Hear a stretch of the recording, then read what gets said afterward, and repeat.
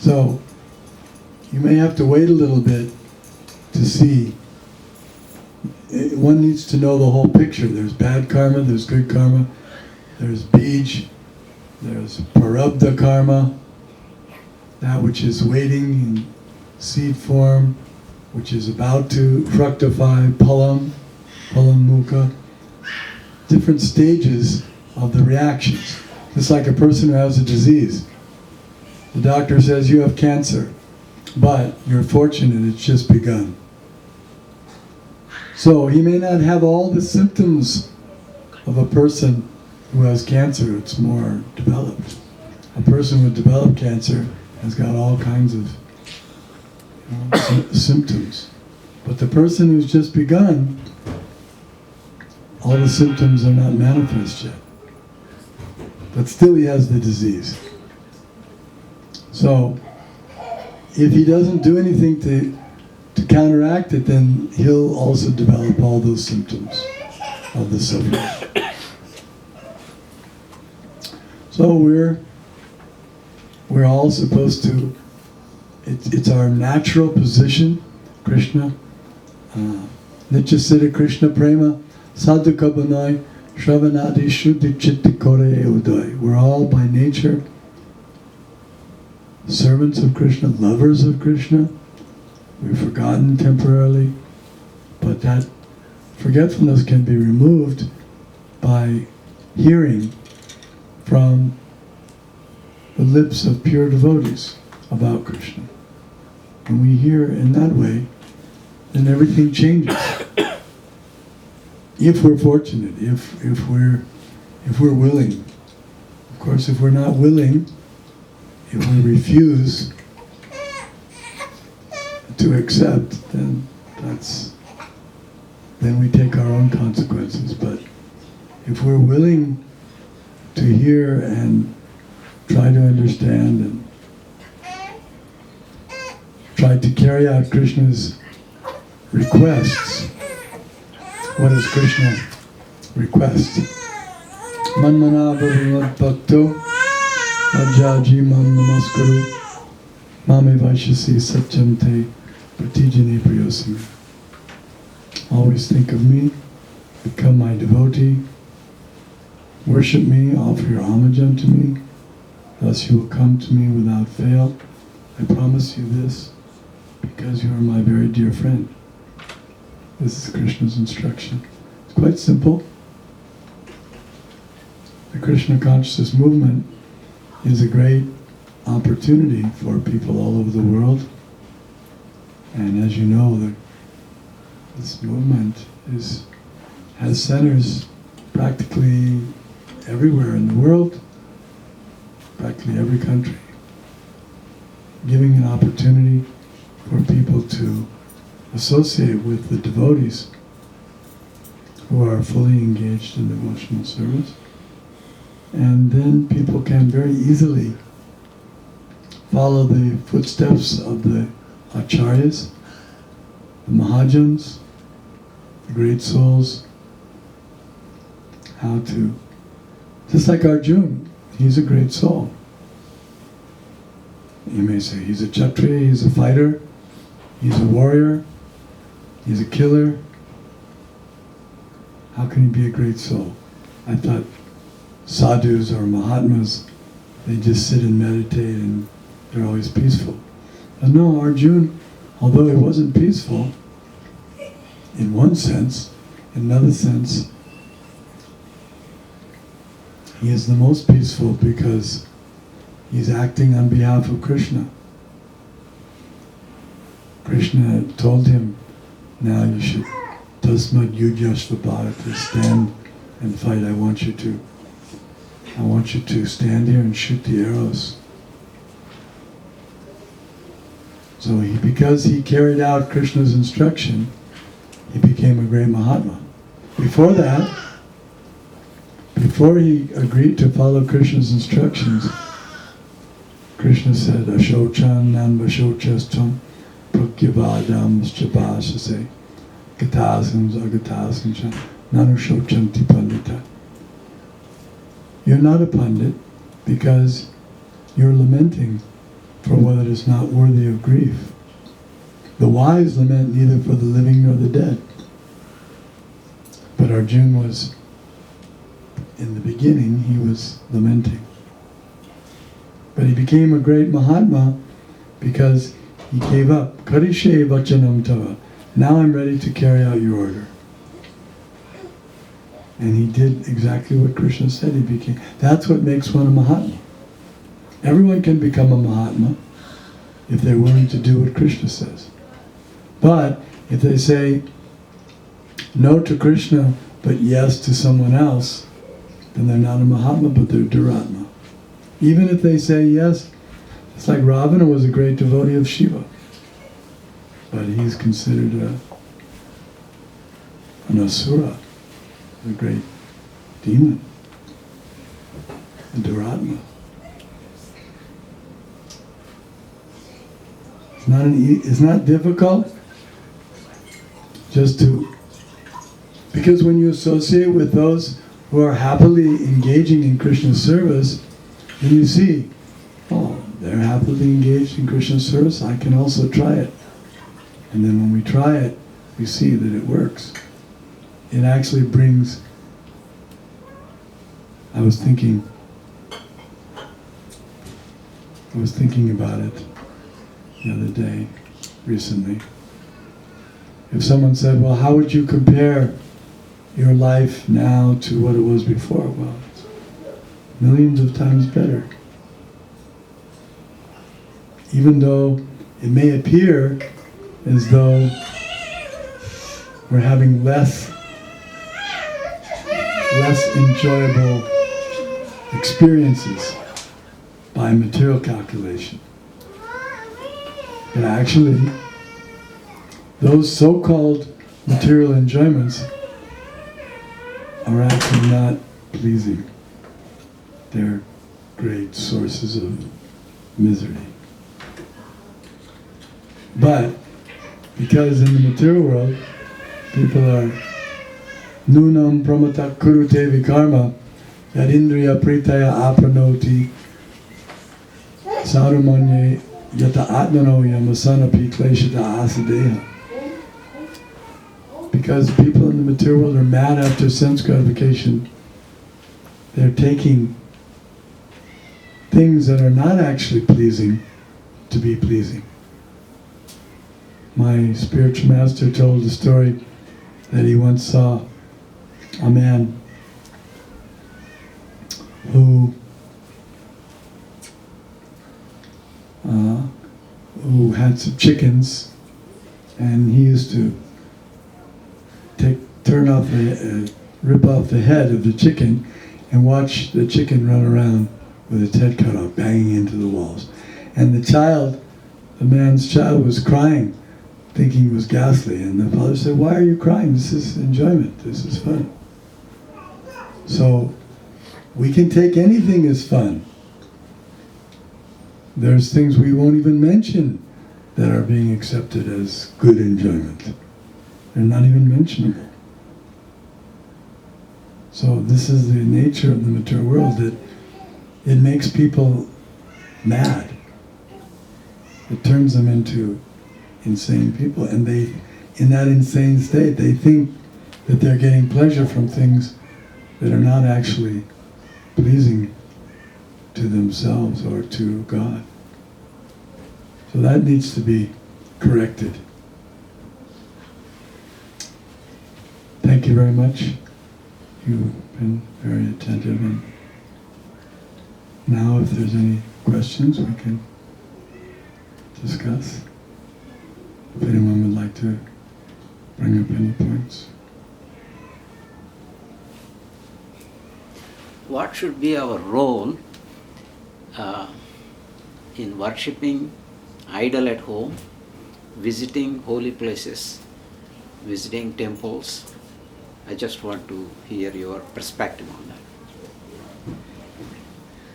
that. These are very good activities, especially for householders. Right. Because householders are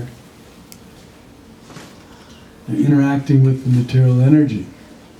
They're coming in contact with some materialistic persons, coming in contact with matter. They're thinking of family. They're thinking in terms of these things. So for them, especially, the deity worship at home is very, very important. And visiting temples, holy places, is very important. But even more important than that is, it is said that there are those who go to holy places just to take a bath and some distance away. And they think that their business, their tirtha yatra is over now.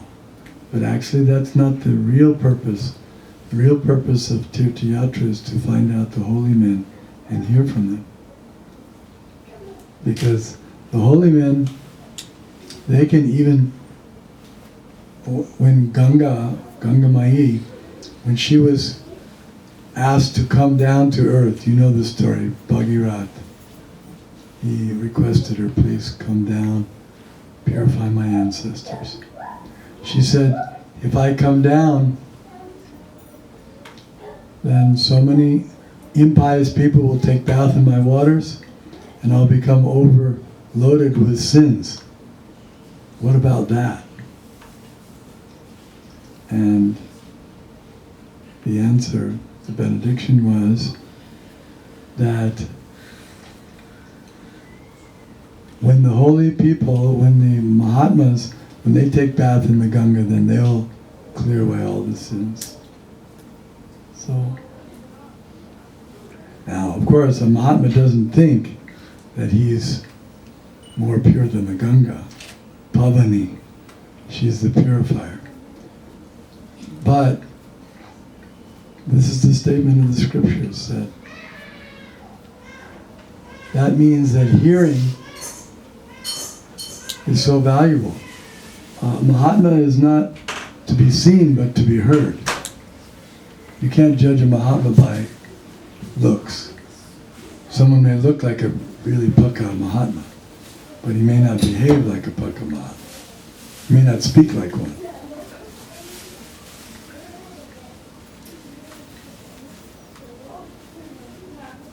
Yasyatma buddhi kunape tridhatu. So, the important thing is association with sadhu, sangha, sarva shastra koi, lavamatra sadhu sangha, sarva siddhi hoy.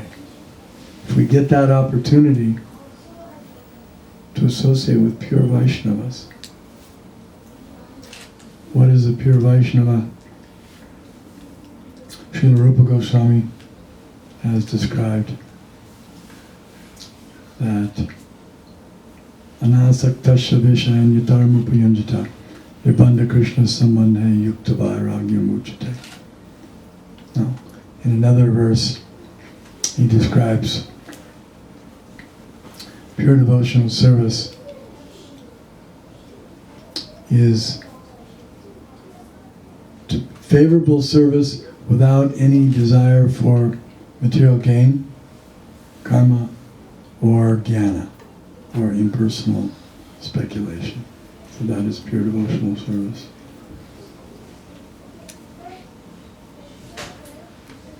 Holy temples, a temple of Vishnu that is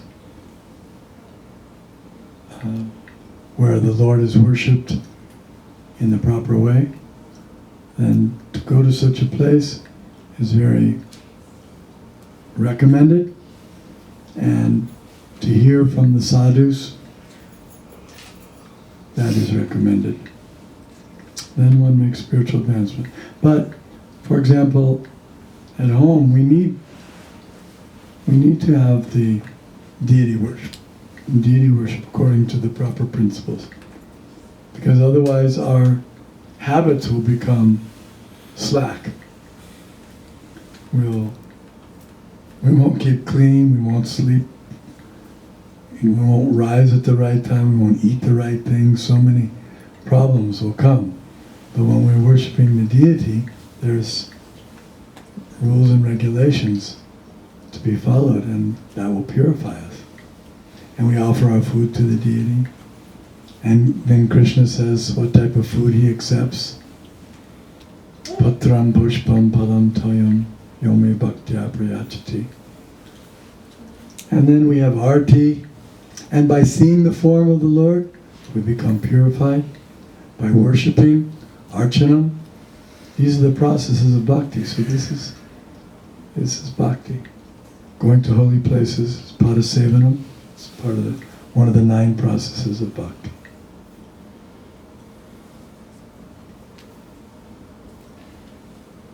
Thank you for that question. So, I have a question. So, bhakti is required as well as jnana also required. So, how do you relate that? Bhakti includes jnana. Includes jnana. Yes, because... Or jnana includes bhakti? No. No. You have to read Bhagavad Gita very carefully.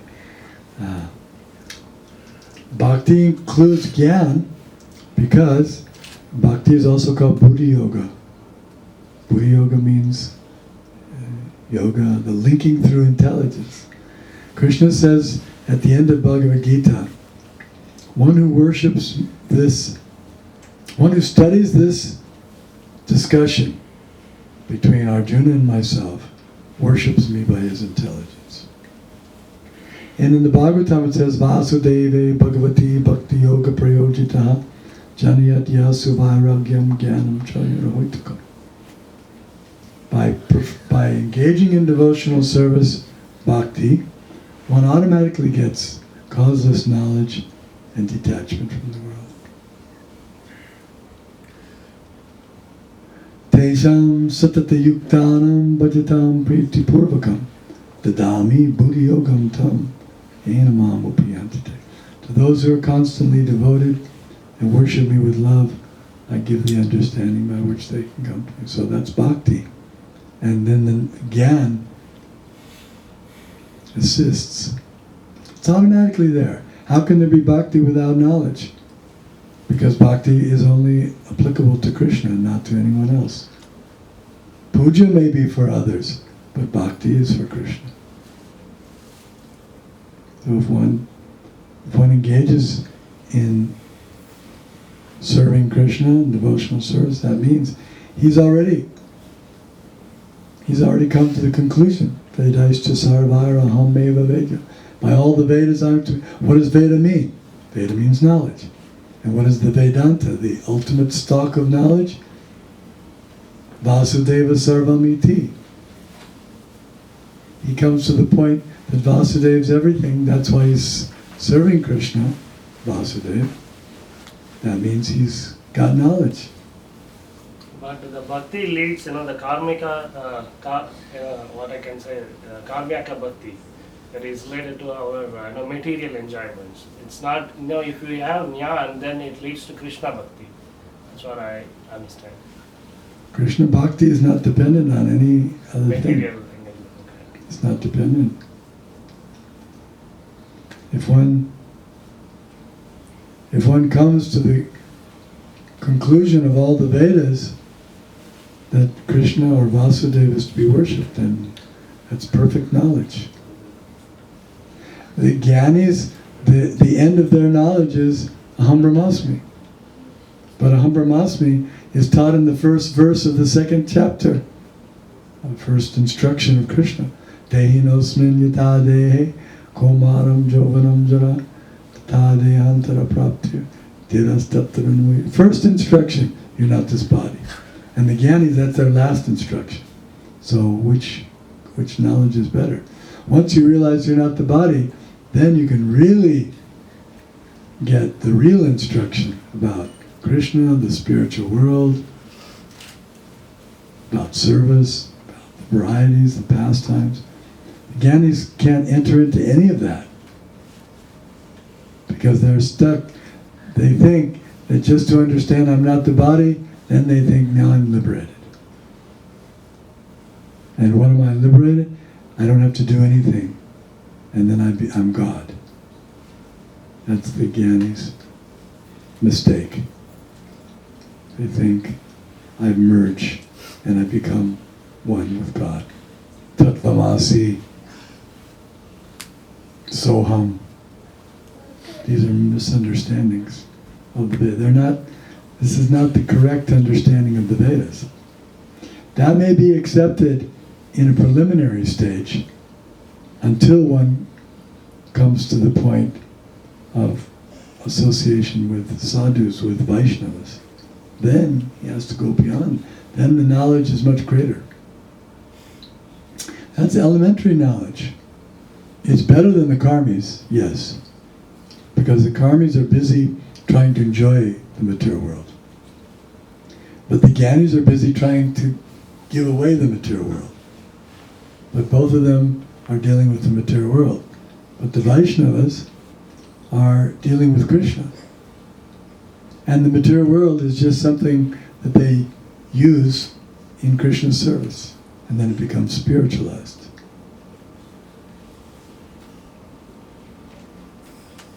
The karmis don't know how to use, like for example, if there's a billfold and it's dropped on the gutter by the street.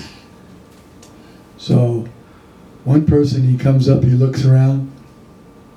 When no one's looking, he picks up the billfold, puts it in his pocket, takes the money, credit cards. Now another person, when he saw the billfold, he said, I'm not going to touch that billfold. It doesn't belong to me. He just walks on by. It's not mine. Another person, he sees the billfold, picks it up, looks at it, sees who it belongs to, and returns it to him. So the first one is compared to the karmi. He wants to enjoy something that doesn't belong to him. The second one is compared to the jnani. He wants to renounce it. I don't want to get near it. I don't want to get entangled by it. I don't want bad reactions. And the bhakta is compared to the third one. He gives it back to the owner. He's the best. That's the most knowledge. The jnani has more knowledge than the karmi, agreed, but the jnani, his knowledge is very small compared to the bhaktas.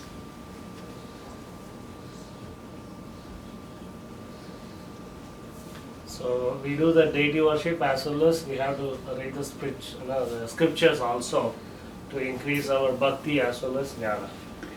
Yes, we have to read the scriptures, Bhagavad Gita, especially Srimad Bhagavatam. These are the recommended texts. And we need to chant also, because in this age, Kali Yuga, it is specifically recommended that for this age, chanting is Tad Hari Kirtanam. Other ages, deity worship was the process in the Dwapara Yuga, in the previous age. Just before this, deity worship was the process. And before that, sacrifices. Before that was meditation. But in this age, kirtan, Hari Kirtan. Harim Nama eva kevalam. Kalo nasteva gatiranvita. In this age of Kali, chanting of the holy names is the process. It's the primary process. So deity worship is necessary, Panchatriki Vidhi, but the Bhagavad Vidhi of chanting and hearing is essential. Prabhu, I have a question.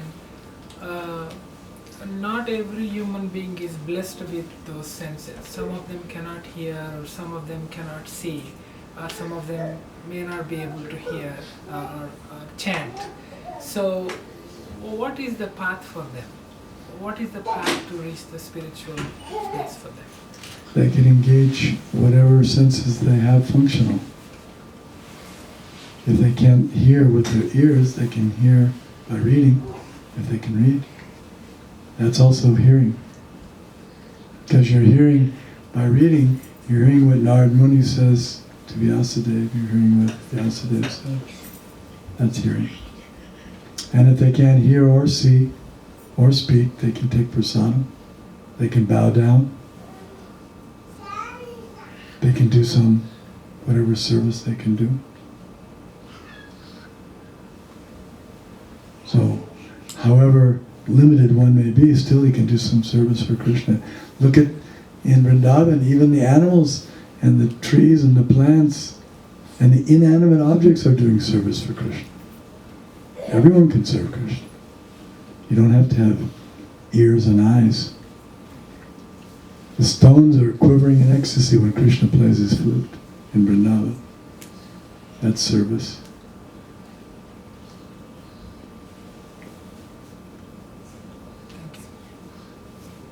Got a question, Swamiji. Hare Krishna. If we are as family people, we go to work and we have to talk to other people, and a lot of times there are times when we have to talk about just to engage in some conversation or just to know somebody else, just to get some work, and we have to talk something about corrupt politicians and all those things. And while we are talking about those material knowledge, our mind will divert away from Krishna. So how do you keep while you are still talking about politics or all sorts of other nonsense? How do you still keep your mind engaged in Krishna? Yeah, there's a few examples. In India, women, they carry pots on their head. So they're walking, and while they're walking, they're talking and moving and pointing and this and that, but they never forget the pot on their head. So it takes expertise. One has to practice. But how will we be able to remember Krishna if we don't hear about Krishna? So it means we have to hear about Krishna. Just like even the man in the office, he's phoning all day on the phone, and he's doing this, and he's giving this, and doing, but he has a picture of his children on his desk. So he's remembering what he's working for, who it's all for. His love is there. And if he gets a phone call from home, wife says, child is sick, he says immediately, I'm going. So he knows where his priorities are. He's doing all the work, but his mind is fixed on the wife and children. So in the same way, we have to fix our mind on Krishna and perform our duties, but always remember that it's all for Krishna, provided it is all for Krishna. As long as we're doing everything for him, then we won't forget him. We'll be thinking, okay, I'm talking with this man, I'm making him a nice friend, and then he's going to help, and then I'm going to use the profit for pleasing Krishna.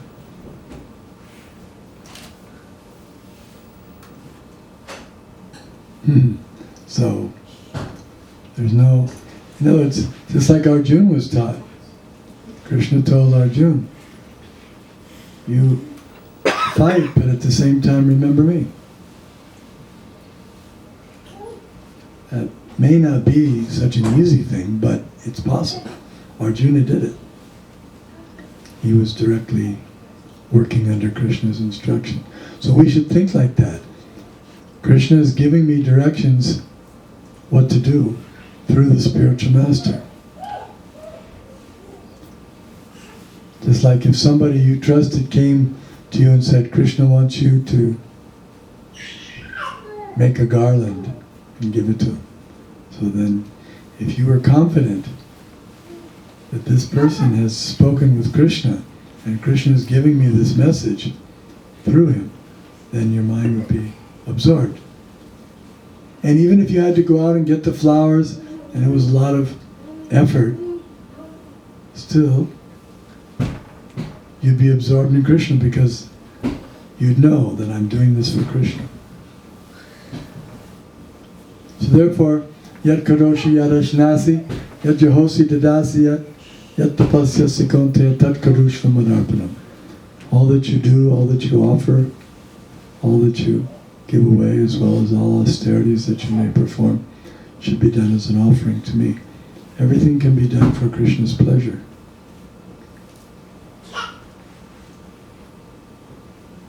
If we can do so many things for our family's pleasure, why can't we do everything, including the family, for Krishna's pleasure? That's okay. We're doing everything for the family's pleasure. Very nice. But then the family, Manasa Deha Geha Jo Kichimor, Arpilu Tuapade Nandakishore. Engage the mind, the body, the family, the home, everything, also in Krishna's service. He's the soul of all souls. He's the enjoyer of everything. Bhoktaram. He's the Bhokta.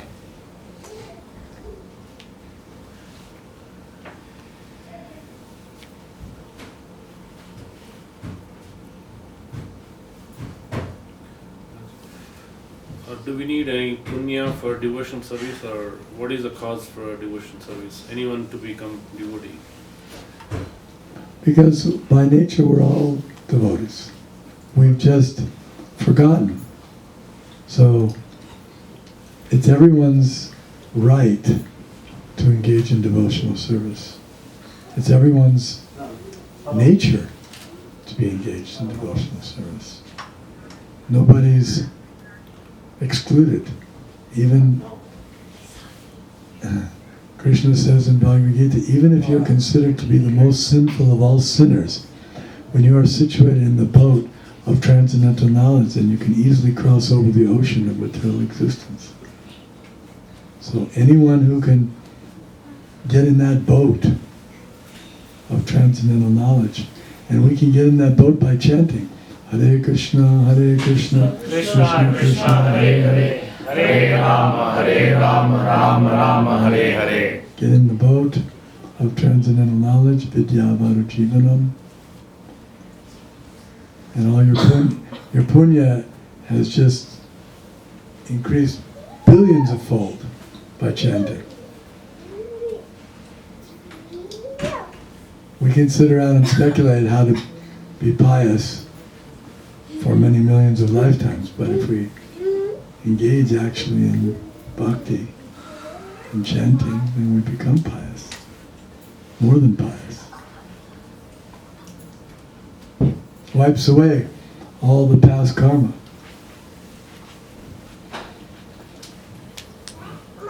Look at Jai and Vijay. They were so sinful, but they were initiated into the chanting and they never engage in sinful activities again, because chanting purifies our heart. Chaito Darpana Marjana.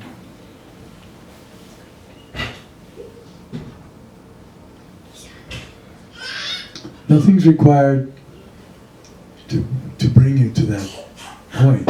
If you can chant, that's your good fortune. And chanting is the mercy of Lord Chaitanya for this age. Lord Chaitanya he's actually Krishna, but he's come as a devotee, golden avatar, and he's teaching the chanting so everyone can chant. Every town and village, Prithivete Achiyata Nagaradigram Sarvatra Pochaya Vimarana. Every town and village the chanting will be spread.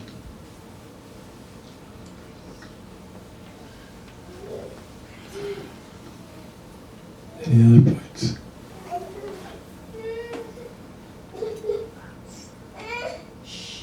Okay. Ideal woman's quality in Grihastha life. Chastity.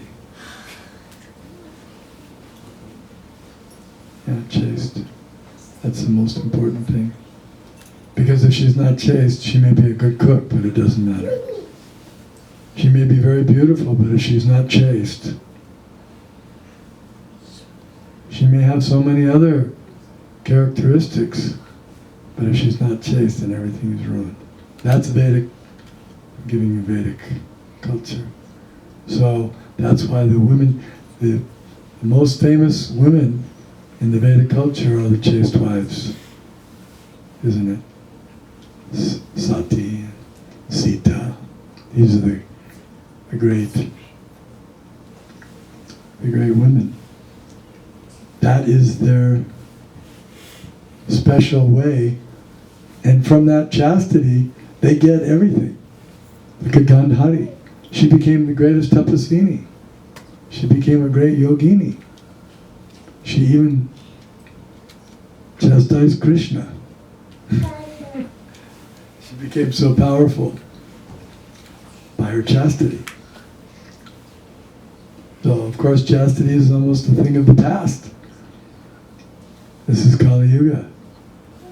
Things are getting further and further away from the Vedic culture, but that's the ideal. So we want to bring that back. And it's possible by chanting. Again, the process for the sage is chanting. So by chanting, we'll become chaste to Krishna, and then the woman will become chaste to her husband, who's a devotee of Krishna. In this way, they're both devotees of Krishna. The children become devotees of Krishna. Their friends become devotees. Nature of devotees is, it's like an epidemic in the good sense. When there's an epidemic of some cholera or smallpox, it spreads and everyone gets the disease. But in this sense, everyone gets the disease of Krishna Bhakti. So whoever they associate with is benefited.